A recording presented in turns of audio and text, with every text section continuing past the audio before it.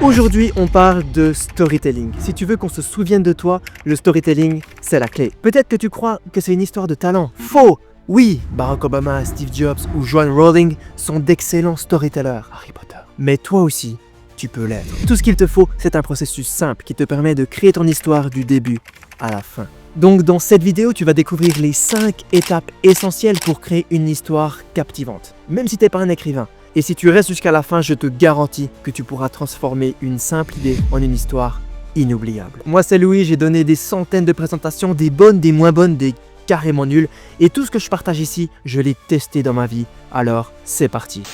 Maintenant je te le dis cash. Faire effet quand tu prends la parole, c'est ultra simple. C'est pas comme en foot, en boxe ou en musique, où le niveau, il est super haut. En prise de parole, la barre, elle est super basse. Et en travaillant un peu, tu feras déjà partie des meilleurs orateurs. Parfait, on plonge dans le livre Stories Sell de Matthew Dicks. Matthew Dicks, c'est un champion du monde de storytelling. Je l'ai lu et appliqué et j'en ai fait 5 étapes. Écoute cette histoire attentivement et on va ensuite la décortiquer ensemble pour découvrir ces 5 étapes. Peu importe le goût des frites, je voulais bannir ce restaurant pour toujours. Ne jamais revenir, espérer qu'il fasse faillite. Belga est une friterie artisanale belge qui cuisine avec des pommes de terre suisses. Un endroit que tout le monde adore, un modèle pour la confection de frites et de patates. Je pousse la porte de Belga et j'entre dans le restaurant. Mais là, je vois quelque chose qui me chauffe pas du tout. 5 personnes qui font la queue. Mon premier réflexe, faire demi-tour. Mais je reste. Une mini frite, s'il vous plaît. D'accord. 10 longues minutes de mon existence plus tard, la serveuse m'appelle. Pince-moi au cœur, je pensais qu'elle allait me demander mon numéro. Au lieu de ça, elle me fait un regard de coin. Elle emballe les frites. Elle me regarde dans les yeux. Tes frites sont prêtes. Elle ajoute un petit papier dans le sac. Là, je me dis, c'est sûr, c'est son numéro. Mais non, une serviette. Elle me tend les frites. Et elle ajoute quelque chose qui allait changer ma perception sur la vie. Elle me dit, comme tu as attendu, je t'ai fait une grande frite au lieu d'une petite frite. Je souris. Je me sens touché. Je sentais qu'on m'avait fait un petit cadeau. Merci beaucoup. Je m'assois sur un banc pas loin, belle fontaine, des arbres, super ambiance. Et là, très vite, je me rappelle que j'avais même pas faim. J'avais pas envie de plus de frites. Je voulais pas une grande frite. Je voulais juste une petite portion et rentrer chez moi. Mais l'intention de la serveuse, elle était pas mauvaise, loin de là. Et je peux pas la blâmer, parce qu'en fait, je fais pareil. Quand j'offre un cadeau, souvent je choisis quelque chose qui m'aurait fait plaisir à moi. Pas ce que l'autre veut vraiment. Mais ce jour-là, à la friterie, j'ai compris un truc. C'est que souvent dans la vie, on croit savoir, on suppose, on imagine ce que l'autre veut. Et on agit avec les meilleures intentions du monde. Mais souvent, ces suppositions sont fausses. Et nos beaux gestes deviennent des cadeaux empoisonnés. Ce jour-là, grâce à une caissière gentille et généreuse, j'ai compris que parfois, il vaut mieux demander que deviner. Et que ce petit changement peut transformer nos relations pour le meilleur. Ok, on décortique maintenant. La première étape. Elle va te surprendre, mais c'est d'identifier le moment des 5 secondes. Une histoire, tu vois, il y a un changement au fil du temps. Et ce moment des 5 secondes, c'est lorsqu'il y a eu une réalisation ou une transformation. Transformation, ça veut dire que j'étais ce genre de personne, mais ensuite ce truc est arrivé. Et maintenant, je suis une autre personne. Réalisation, c'est j'avais cette croyance, mais ensuite quelque chose s'est passé, et maintenant j'ai une autre croyance. Tu vois ? Un jour j'étais ça, mais aujourd'hui je suis ça. Un jour je pensais ça, mais maintenant je pense ça. Un jour je me sentais comme ça, et maintenant je me sens comme si. Le storytelling, c'est du changement au fil du temps. Et souviens-toi, l'audience, elle préfère entendre un progrès qui a été difficile et incrémental, plutôt qu'une sorte de transformation qui s'est passée en une nuit. Maintenant attention, le fait que tu aies mangé une pizza 4 saisons hier soir en ayant attendu plus de 25 minutes, ça c'est pas une histoire, c'est une anecdote. Le fait que tu aies raté ton permis de conduire, non plus. Que tu aies raté le bus ce matin, non plus. Le fait que tes douches durent plus de 30 minutes, eh ben ça non plus, c'est pas une histoire, d'accord ? C'est vraiment lorsqu'il y a une réalisation ou une transformation que c'est une histoire. D'autres exemples pour que tu comprennes, ce moment des 5 secondes, c'est lorsque quelque chose change radicalement. Tu tombes amoureux ou amoureuse. Tu n'es plus amoureuse ou amoureux. L'une de tes croyances change radicalement. Tu trouves le pardon. Tu sombres dans la jalousie ou dans l'alcool. Tu découvres quelque chose sur toi qui va transformer ton futur. Tu laisses aller tes regrets. Ça, c'est des histoires qui te concernent toi. Maintenant, on a aussi des histoires sur ton projet, tes projets. Ça peut être un nouveau concept qui a été développé. Ça peut être pivoter le projet, le premier franc investi, le premier franc gagné, le premier client embarqué, la première pierre à l'édifice du projet. Tu vois ? Et pourquoi je te dis ça ? Parce que, en réalité, ce sont les petits moments qui font des grandes histoires. des petits moments soudains, puissants. Et une fois que tu as ce petit moment, le reste de l'histoire va être articulé autour de ce moment des 5 secondes. Donc ce moment, c'est vraiment la salle des machines et c'est ce qui fait fonctionner ton histoire. Et dans le reste de la vidéo, on verra les autres étapes qui vont revenir s'articuler autour de ce moment des 5 secondes. Si on reprend mon histoire, le moment des 5 secondes, c'était on suppose ce que l'autre veut et on agit avec les meilleures intentions du monde, mais souvent, ces suppositions sont fausses. Autre exemple, moment des 5 secondes lors d'une présentation de produit. Steve Jobs a inauguré l'iPod en le décrivant comme 1000 chansons dans ta poche. Il y avait un temps où la musique était limitée, encombrante et peu maniable. Ensuite, Apple est arrivé, transformation. Ils ont rendu la musique infinie, portable et simple. Tu vois, ça c'est l'histoire qu'ils ont racontée. Il y a une transformation. Donc, comment tu trouves ce moment des 5 secondes? C'est simple. Tu écris un résumé de ton histoire en 2-3 phrases. J'avais pas très faim, je voulais manger des frites. À cause de 10 minutes d'attente, la serveuse m'a offert une grande frite au lieu de la petite. J'ai remercié, mais en réalité, tout ce que je voulais, c'était une petite frite, car j'avais pas très faim. Ensuite, on va passer un coup de rouleau compresseur. Le but, c'est pas de rendre la phrase plate, mais c'est de créer ce que Matthew Dix appelle le thesis statement. C'est une phrase choc qui résume ton histoire et son moment 5 secondes. Exemple pour mon histoire, je pensais qu'offrir un cadeau, c'était toujours bien, mais une portion de frites m'a fait réaliser qu'on a tendance à supposer ce que l'autre veut, et souvent, ces suppositions sont fausses. Une fois que tu as ton moment des 5 secondes, tu viens faire le check des 5 secondes. Tu regardes qu'il y a bien un contraste clair entre la croyance initiale et cette prise de conscience qu'il y a vraiment cette évolution, cette transformation. La prochaine fois que tu racontes une histoire, demande-toi est-ce qu'elle contient un moment des 5 secondes. Comme le montre mon histoire de frites, pas besoin de vivre des trucs de ouf pour avoir des histoires à raconter. Au contraire, les histoires de crash de voiture, peu de gens peuvent s'y identifier.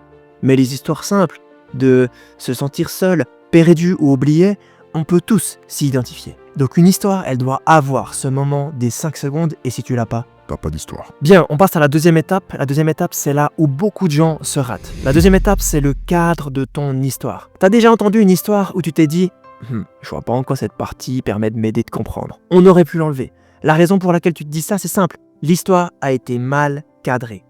Quand on cadre notre histoire, on met sur papier le début et la fin de celle-ci. Et on commence toujours par écrire la fin. Pas parce que les gens qui ont du succès commencent avec la fin en tête, comme le dit Stephen Covey dans son livre « Les 7 habitudes des gens qui ont du succès ». Non, on commence par la fin, car la fin de l'histoire va créer l'impact sur l'audience.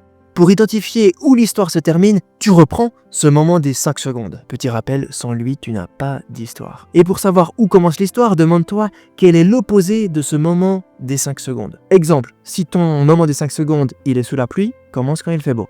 Si ton moment des 5 secondes, il est à la fin d'un match de foot, commence au début de celui-ci, l'opposé. Ok, on cherche l'opposé, t'as compris. Pour mon histoire de frites, je me suis demandé quel est le contraire de mon moment des 5 secondes. Petit rappel, ce moment des 5 secondes dans mon histoire, c'était je pensais qu'offrir un cadeau était toujours positif, mais une portion de frites m'a fait réaliser qu'on a tendance à supposer ce que l'autre désire et souvent, ces suppositions sont fausses. J'aurais pu commencer l'histoire chez moi, alors que je travaillais et je sentais un petit creux. Mais c'est du contexte inutile, parce que ça renforce pas ce moment des 5 secondes. Ensuite, j'ai pris mon vélo pour me rendre à la friterie. Je me suis mis en route, encore une fois, pas pertinent. Puis j'attache mon vélo, je rencontre Jacques, pas pertinent non plus. Non, j'ai commencé aussi proche de la fin que possible. J'entre dans la friterie. Boum. Le début de mon histoire, il doit être aussi proche de ton moment des 5 secondes que possible. Ok ? Ensuite, tu poses la fin. Ça, c'est la deuxième partie du cadre. La fin. La fin, c'est comme le début, on finit proche du moment des 5 secondes. Tu vois ? Je vais pas te raconter ce que j'ai fait avec le carton de frites. Car ça, tout le monde s'en fiche. En vrai, tu serais choqué. Non, je rigole. Le cadre de ton histoire, c'est un début et une fin aussi proche du moment des 5 secondes que tu peux. Et maintenant, t'es en bon chemin pour devenir un storyteller. D'accord ? La première étape, c'était identifier le moment des 5 secondes. Ah, la transformation. La deuxième étape, c'est mettre le cadre de ton histoire. Où est-ce qu'elle commence ? Où est-ce qu'elle se finit ? Ces deux étapes, elles sont essentielles. Mais si tu veux devenir un storyteller, tu dois passer à la troisième étape. La troisième étape, c'est l'endroit et l'action. Les bonnes histoires commencent avec deux choses, un endroit et une action. Pourquoi ? Parce que l'endroit active l'imagination. Si je te dis cuisine, tu as une image qui te vient en tête. Au lieu de te décrire ma cuisine, c'est toi qui fais le travail en te souvenant d'une cuisine que tu as déjà vue.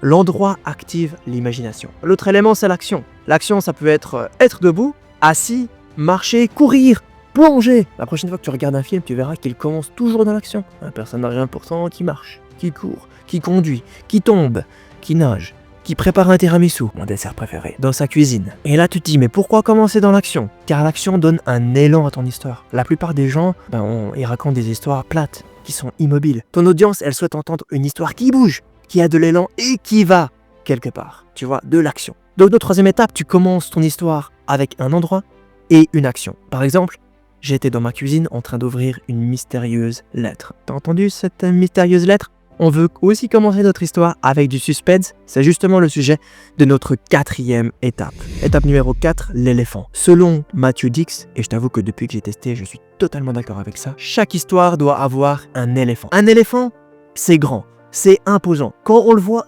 impossible de le rater. D'où l'expression, c'est comme rater un éléphant dans un couloir. Dans ton histoire, l'éléphant, c'est une phrase qui montre le besoin, le mystère ou le problème de ton histoire. L'idée, c'est de donner à ton audience une raison de t'écouter. Si tu lui donnes pas de raison, elle t'écoutera pas. Simple. Et ton éléphant, il doit apparaître dans la première minute. Et même dans la première phrase, si tu peux. Enfin, ça, c'est pour les plus ambitieux. Mais si tu regardes ces vidéos, j'imagine que tu l'es. Exemple de notre histoire de frites qui commence sans éléphant. Belga est une friterie artisanale belge qui cuisine avec des pommes de terre suisses. Un endroit que tout le monde adore, un modèle pour la confection de frites de patates. Maintenant, la même histoire, en commençant avec un éléphant. Peu importe le goût des frites, je voulais bannir ce restaurant pour toujours. Ne jamais revenir, espérer qu'il fasse faillite. Belga est une friterie artisanale belge qui cuisine avec des pommes de terre suisses.